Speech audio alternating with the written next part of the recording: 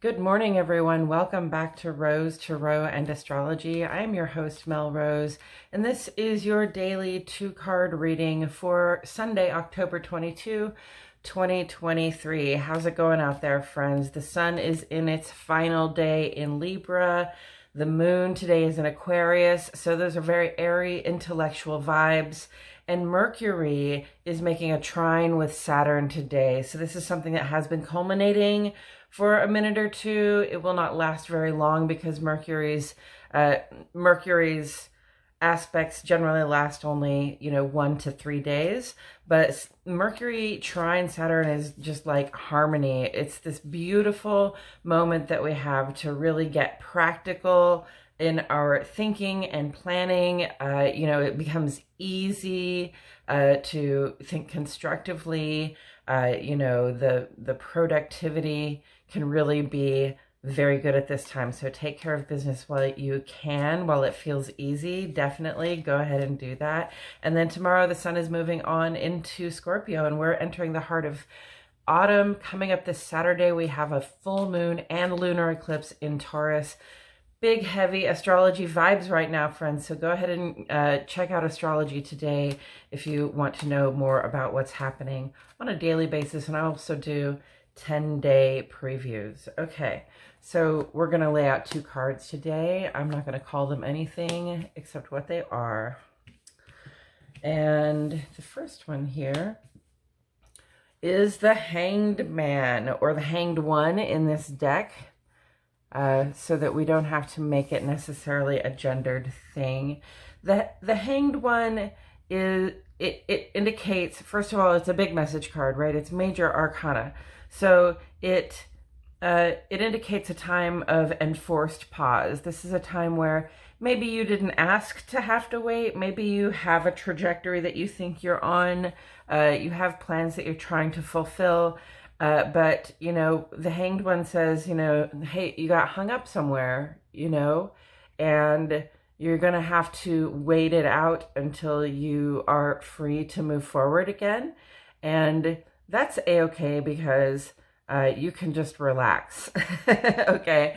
Like, let's not be too stressed out about the fact that we are being asked to wait for something at this time. It's not that bad of a problem. At the moment, you see the Hanged One has a sort of halo of enlightenment around their head right there, and they don't appear to be struggling. In fact, they're as at ease as they can be, considering the position that they're in, right? So take the opportunity to get a fresh perspective, to look at things literally from a different perspective, okay? If you've ever sort of hung upside down and noticed how different the world seems to look and feel, that's the opportunity that you have right now, is to sort of, relax into that moment of shifting perspective, so that when you do get free, your plans might have changed a little bit. You might have, or you might just have a more profound and in-depth sense of why it is that you're doing what you're doing. Ooh, two big message cards. So that's the Judgment card. And this is literally like a scene of the rapture, right? If you know biblical stories at all, at the end of the story, spoiler alert, everybody gets to go get judged and deemed either worthy or not worthy to ascend into heaven. That is my understanding of the biblical stories. I was raised in and around Christianity, but I was not raised in a church myself, so my understanding might be a little simplified. In any way, the Judgment card does talk about, well, first of all, if you have anything happening on a legal front, it may mean that there's a judgment coming down. Somebody with authority is gonna make a choice, and that choice is going to have an impact on, what you do next, what you can expect from the situation. So judgment also just relates to the way that we think of ourselves and the situations that we find ourselves in, the way we think of others, and, how we use that to sort of inform our next action, our next words. So putting these two together, Judgment and the Hanged One, this is it looks almost as though, you know, somebody got hung up here, metaphorically speaking. Someone got sort of stopped in their tracks or put in a position, a holding pattern where they have to wait.